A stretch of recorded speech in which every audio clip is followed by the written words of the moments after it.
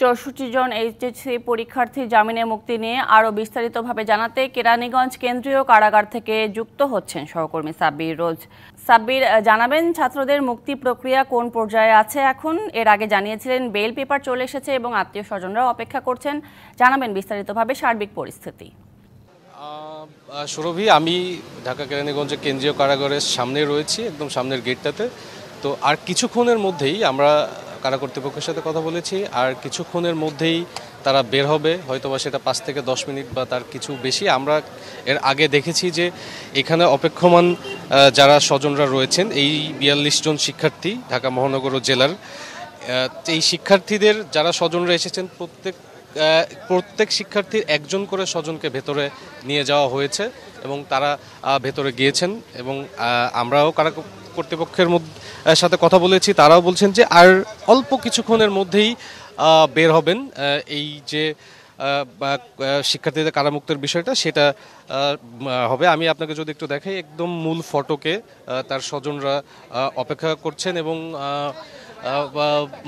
শিক্ষার্থীরাও হয়তোবা আসছে এই মুহূর্তে।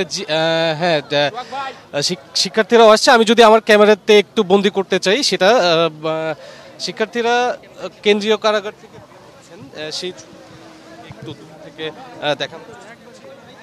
আপনি জানেন যে বৈষম্যবিরোধী ছাত্র আন্দোলনে ঢাকা গেল 2 সপ্তাহে গ্রেপ্তার এইচএসসি পরীক্ষাতে কারামুক্তি বিষয়টি শিক্ষা মন্ত্রণালয়ের নজরে আসে। তারপর তারা একটি তালিকা তৈরি করে সেটা আইন মন্ত্রণালয়ে পাঠায় এবং আইন এরই প্রেক্ষিতে শুক্রবার দুপুর 2টায়, তার মানে আজ দুপুর 2টায় একটি পরিপত্র জারি করে আইন মন্ত্রণালয়।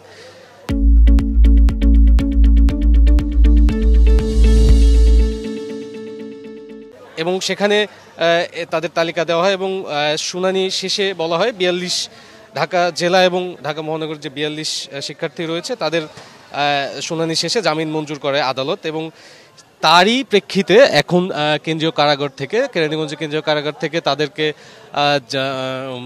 তারা মুক্তি দেওয়া হচ্ছে এবং কারা কর্তৃপক্ষ আদালতের আদেশেই সেই মুক্তি প্রক্রিয়া সম্পন্ন হচ্ছে। এবং আপনি দেখতে পাচ্ছেন তারা আসছে, যে 42 শিক্ষার্থী ভেতরে রয়েছেন এইচএসসি পরীক্ষার্থী, তারা আসছেন এবং অপেক্ষমান আছে। এবং তারা, আপনি দেখতে পাচ্ছেন, তারা মূল ফটক ধরে আসছেন এবং এখনই তাদের এই প্রক্রিয়াটা সম্পন্ন হবে।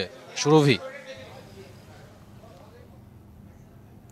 সাব্বির রোজ, ধন্যবাদ আপনাকে বিস্তারিতভাবে জানানোর জন্য।